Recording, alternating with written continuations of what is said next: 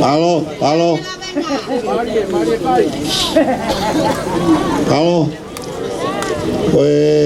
El presidente kai ngalotu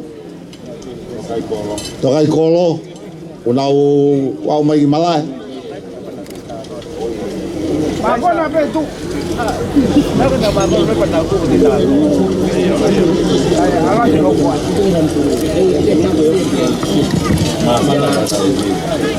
Malo.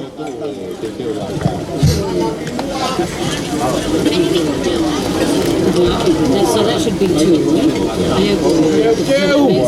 Uno. Moimoi kilano. Halo, obeaigo.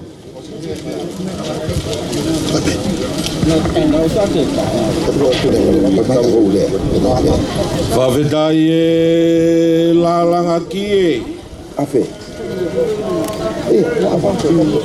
Whawhetai e kokanga. Whawhetai e katoliki vai. Whawhetai ngā ue.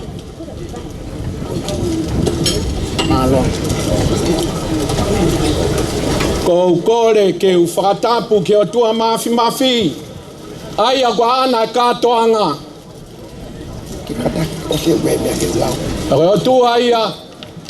Ne ana ki tau tolu. Ne ngauhi ki tau tolu. Pea toi whakatau ki tau tolu.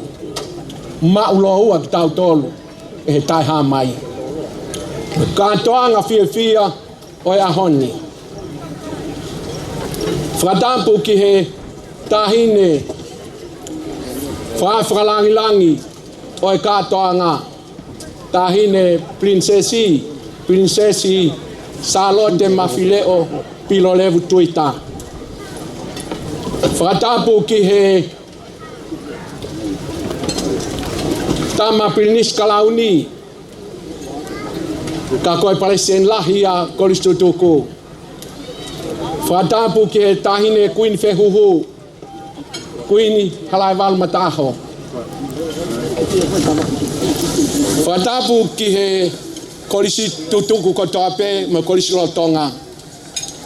Whakatampu ki he paleseni pe apehe ki he sekretai lahi mo konferenisi hono hiva ngofulu matolu.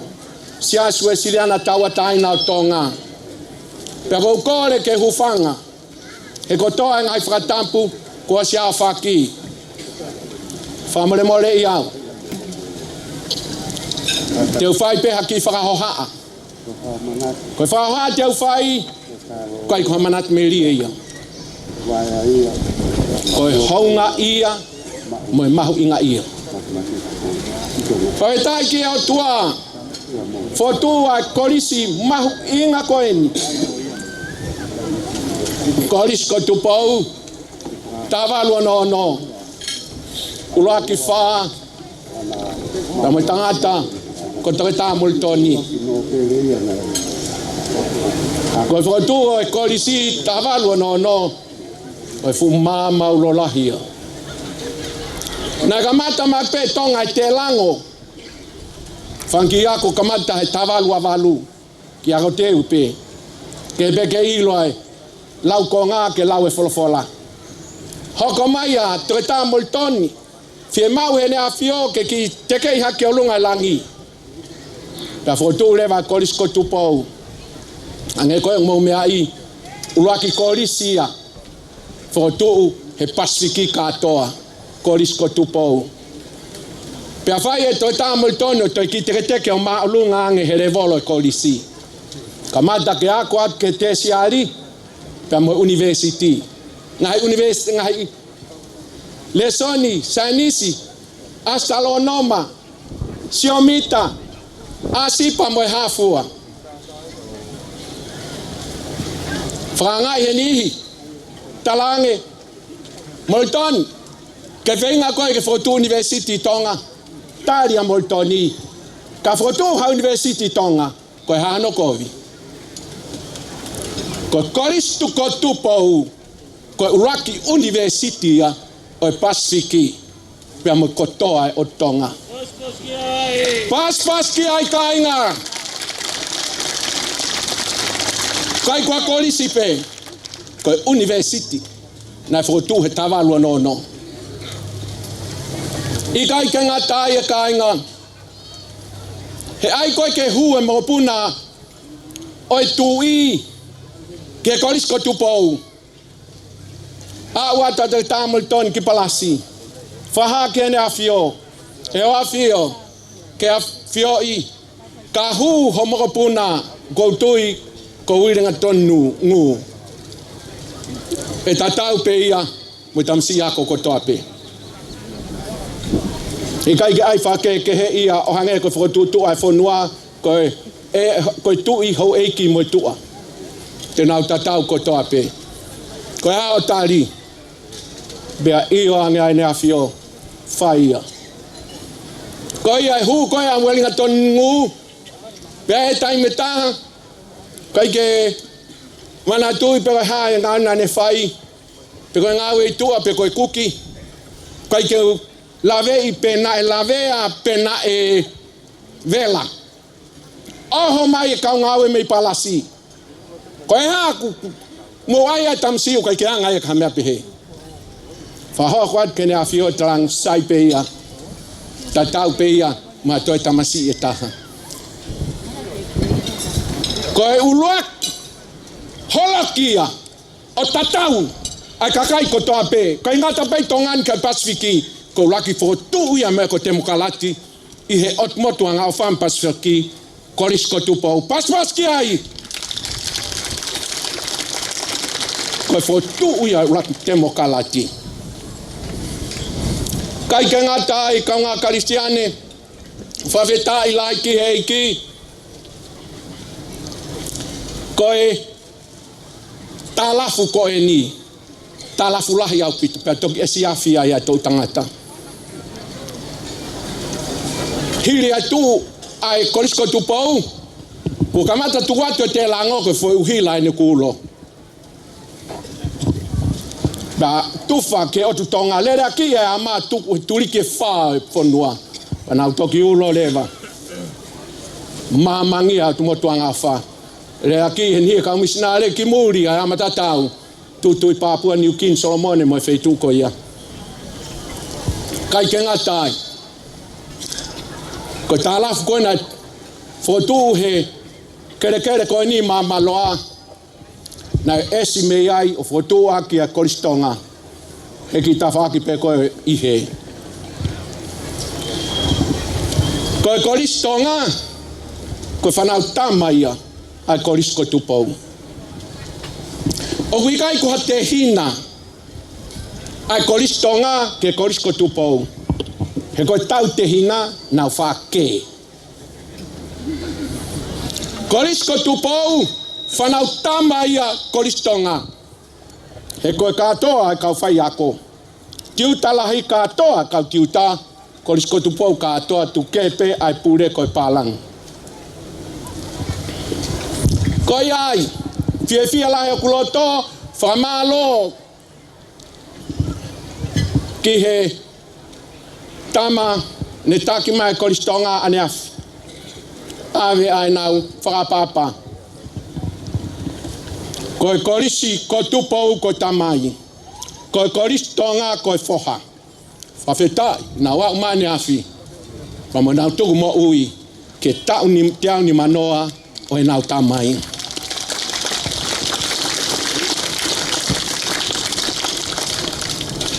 kai ke hala ke pehe maunga ke loto whakalave at mauki ako anga ko lavenga maari e ko au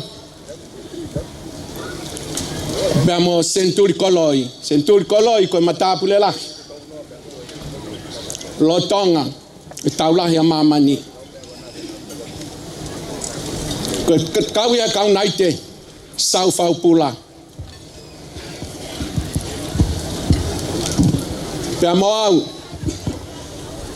na kumau e malanga lele taha taiwa no tolu a ko ia fai a ko klas malanga super taliai taiamoni super taiamon taliai ma foto kai ke hala ke pehe ko mauki ko anga Koe whanau tama mo ia ai kolisko Tupou. Mau ki tau toluono peeni ka mau ha ke mau whaia whakapapa mo e fia he au sia he mau tamai ai tau te au ni mangofulu o hono tau. Whawhetai lai ki eiki. Pea mea ukai ke loko ilo e tolahi. Ko toi tāmol toni nai korei e Tupou uloaki ke hoko koe pare mia. Kane kai kene loto ki ai e wahono ui nai whai mihelangi. Ka pau nai pare mia koe fua pare mia eo tonga koe tangata pure ako e kolisko Tupou. Anani te kei peke tawhaki mahu inga e ui mei olunga. Si pinga e ka tau tolu ka kolisko Tupou. Mahu inga hau tau ui. Wagai na hoko ingingila ngahi mea atakai ke toi awhiki ai. Tumai ia, ko nga ia o e tau whanonga ke whai. Atu e tala monu lahi. Ke Palestini, sekai lahi, ki he konferenisi ng fulmato, hivang fulmatolu. Of ke mau ha konferenisi fia, pea moha konferenisi fonu he tapu aki. Pea ki he president lahi o kolistu tuku. Ofa ke mau ha fia mo te waki o malanga o kolisi a pongpongi e na fio. Pea tala monua tu foki ke senturi wa aia e hoko he wafe no. Fetai ki he iki ka ko kole atu e mounga ke loto fata mai mua haki whainga marie ke whai aki a whawhiawhia o e whoha ko eni o korisko Tupou. Levele mai malanga tatau atu. Kalunga tol we ia kati ka whamole ka koe whao naku no e taimi. Sai ia mounga ke loto mau kamata whawheta ki heiki malo hoki tolunga whai e whatongia ke tamai. Tahi ne princess. Pea whamole hoko atu o mau wala mau whakamanatu senturi koloi mo kotoa kaupekia kolisko Tupou e sias Tokaikolo ia kalaisi panga e tahamano.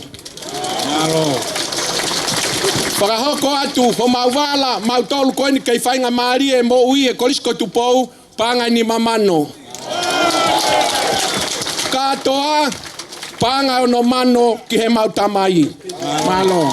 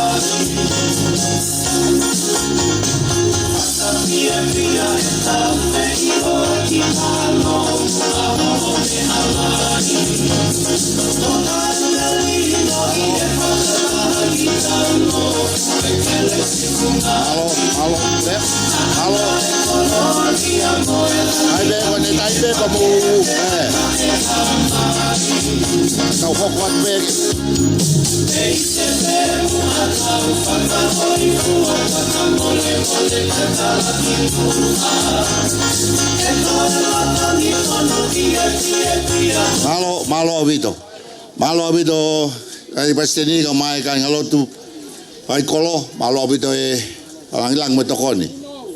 Bono malo. Wakaloto ko kore ke ufangat pe fatapu.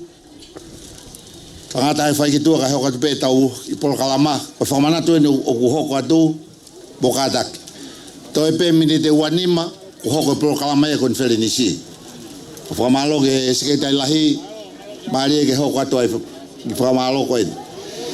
Lahi au bito e ngahi famana tu ngahi ofa o visit pa ko tau he te pele ka Sesquicentenary Pea te kila vetu be ke ngahingoa ko ini kai laka mai e whamanato whamano o seo saya loloa ki loto kaulawa te ngahi kone mao be te hoka tuka ki botolo kai lawa ngahi ofa ko ini ko si heni be te pire